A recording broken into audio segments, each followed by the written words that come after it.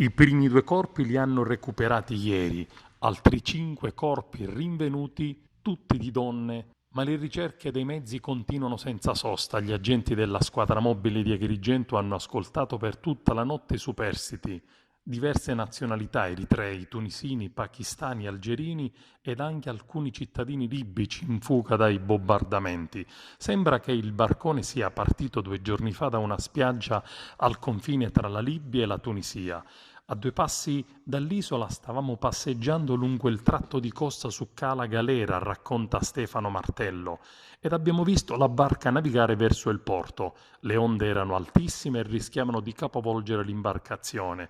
Abbiamo chiamato la capitaneria e le motovedette sono arrivate nel giro di pochi minuti quando i migranti erano già in acqua, molto probabilmente per l'arrivo dei soccorsi e sotto gli occhi dei soccorritori. L'Europa dimostri di rispettare la loro dignità, ha detto ieri Luciana Lamorgese, ministro dell'Interno. Il porto sicuro sarà concesso anche a loro.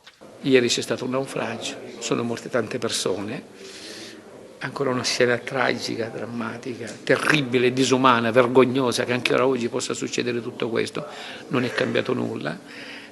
E la mia scelta, dopo tutti questi anni, 30 anni, di entrare in politica, proprio deriva da questo. Dico, ma è possibile che non cambia nulla? Ogni giorno deve vedere sempre le stesse cose. Forse è più utile che io vada, invece di fare il medico, ci sarà qualche altro medico qua farà che quello che ho fatto io.